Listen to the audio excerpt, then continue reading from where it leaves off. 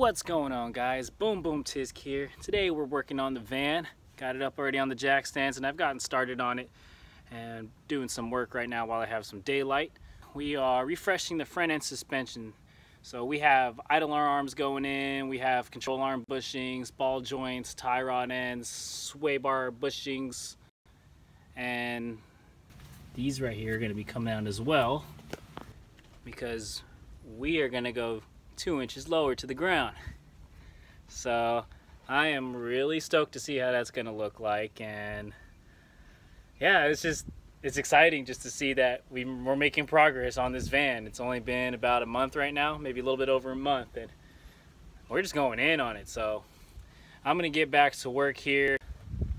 I'll keep y'all posted on what goes down with the van.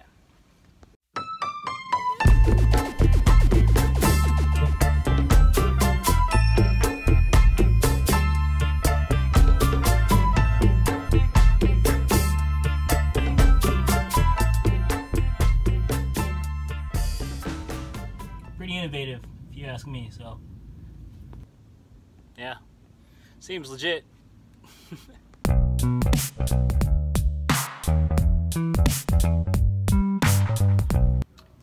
A quick look at the springs, old to new, and as you can see, should be about a 2-inch drop.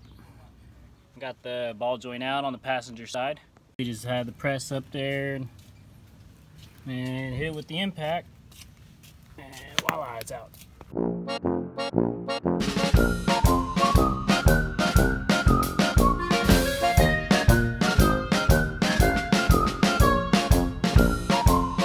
Tearing apart the left side. Control arms off, spring is off, ball joints popped out, separated. Working on getting this Pitman arm out, but we need to take note of where it is in relation to the steering gearbox here on those splines, because if we put it back wrong, the alignment's going to be completely off. So let's try not to do that. Let's try to do it right the first time.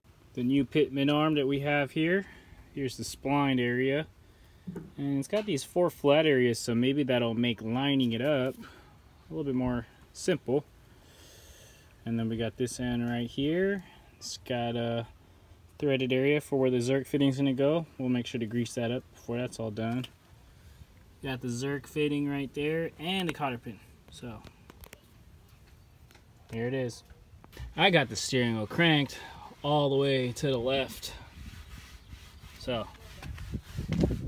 we have the current Pitman arm that's coming off of here. It is in this position, cranked all the way to the left. We got the new Pitman arm here. We want it to go on the same position that the old one's at, so that should make things pretty straightforward. Should. Okay, so the new Pitman arm is on. And how does it look? Does it look like how it was before?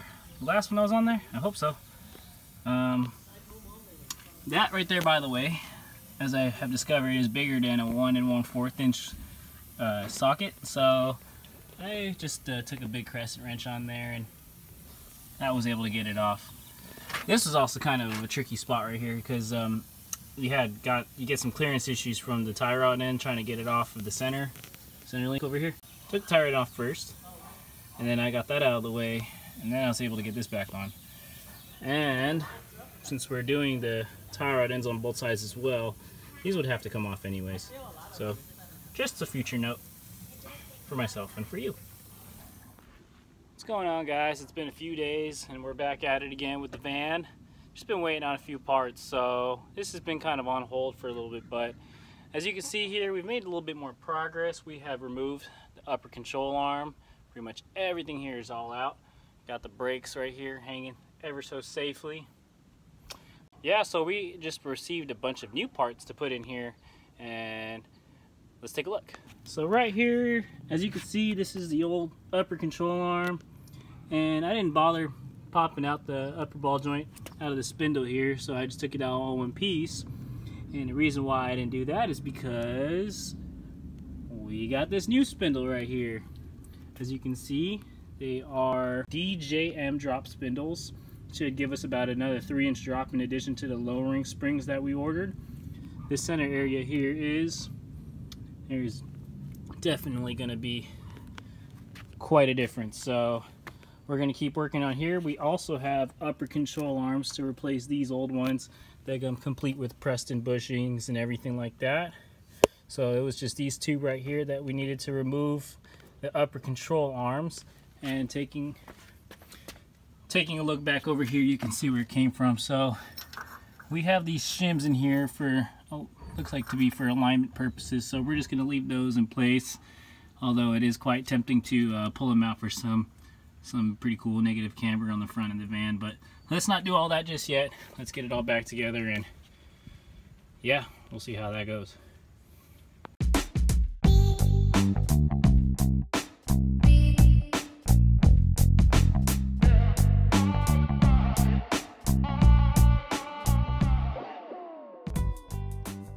Upper control arms out of the box here.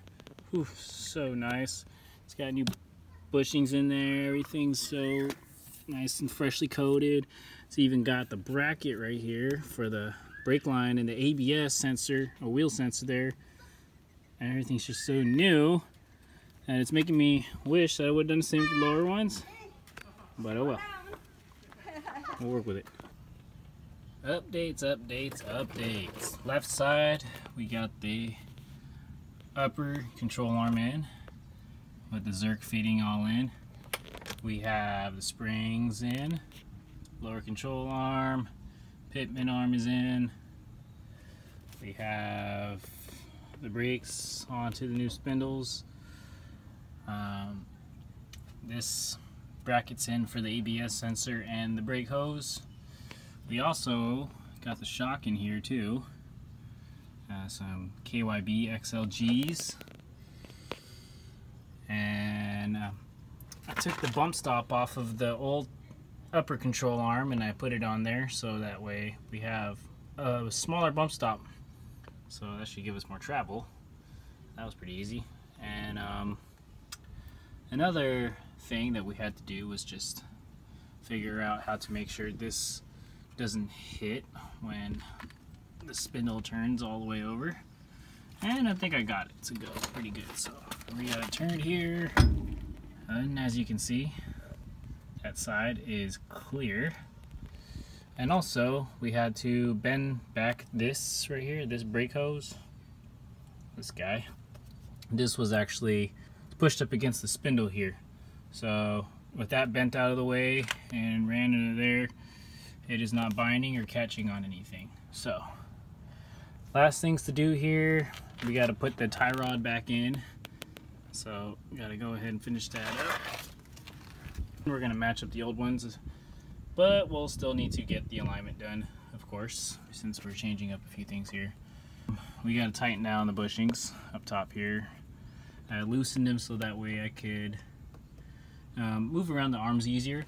And also too, another thing that I usually do is I like to clock the bushings whenever I do any type of suspension work like this, especially like lowering a car.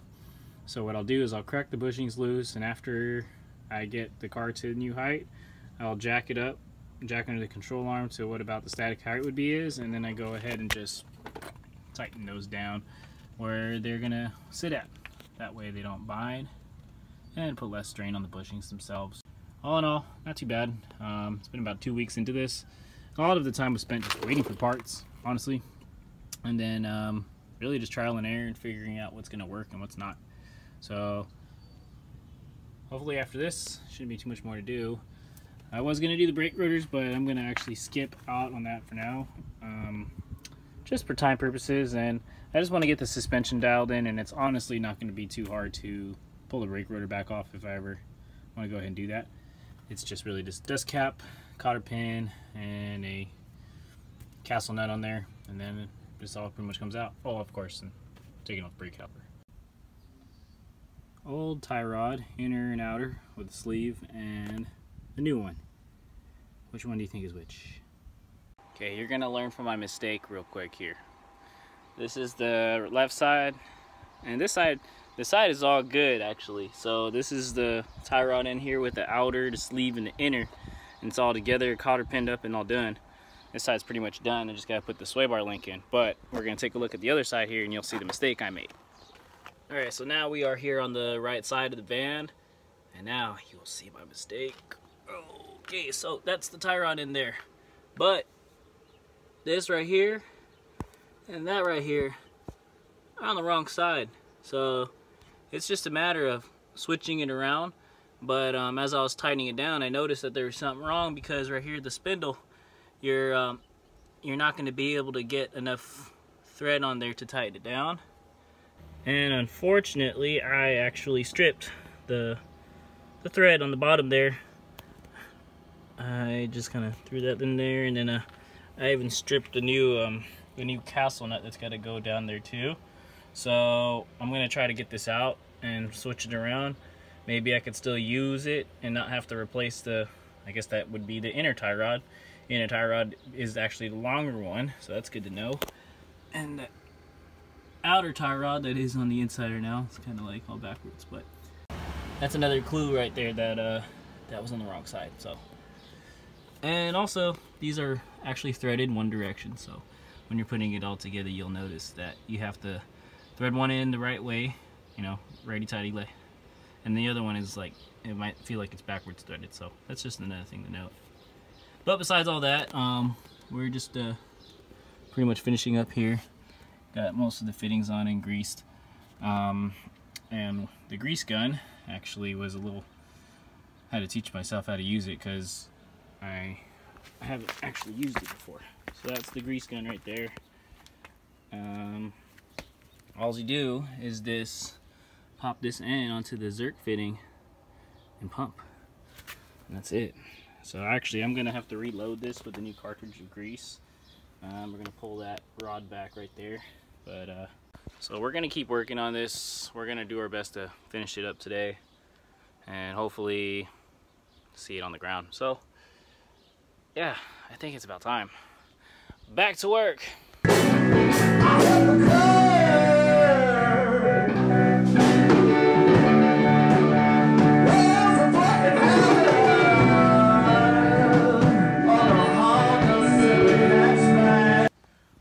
Right side is done. It's hot outside. And so we have put the proper tie rod in the proper spot. And now they're two different brands, but I ain't tripping. So pretty much all that's left to do now is put the wheel on and get it on the ground.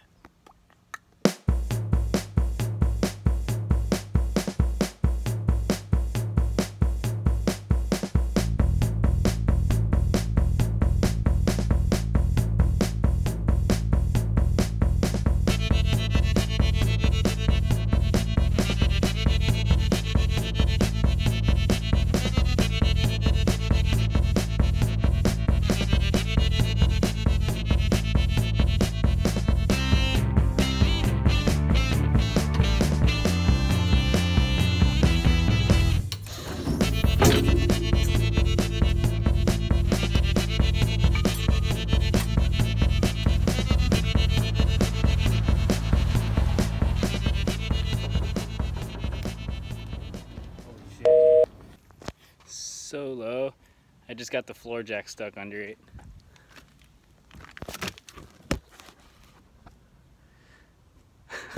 Oh, dude.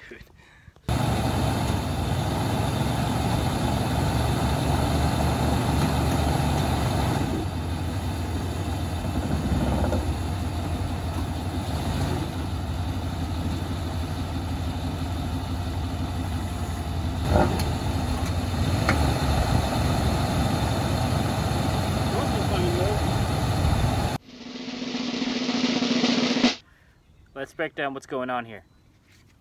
We've swapped out the front tire for smaller tires, 205/70 R15s, to make some more clearance under the wheel wells, but more had to be done. So as you can see here, it's a lot of dust because there's been a lot of grinding going on here with my favorite tool, the angle grinder. What we're looking at right here is the brake caliper bracket, the top side of it, which has been shaved down for some wheel clearance. So that's letting us roll now. We weren't able to roll before. And so we're working on turning. We're trying to be able to turn. So we had to shave down some of the back of the wheel here, wheel well. And as you can see, it's been a pretty good amount. These are some markings that I put just for reference. Yeah, but we gotta go ahead and do the other side. Let's do it.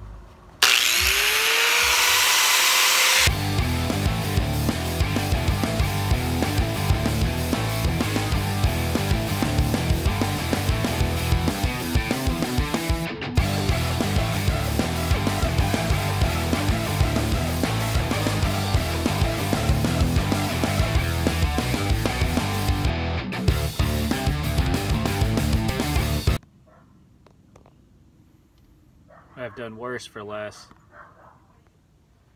Alright, so we have a good chunk of trimming done here on the left side.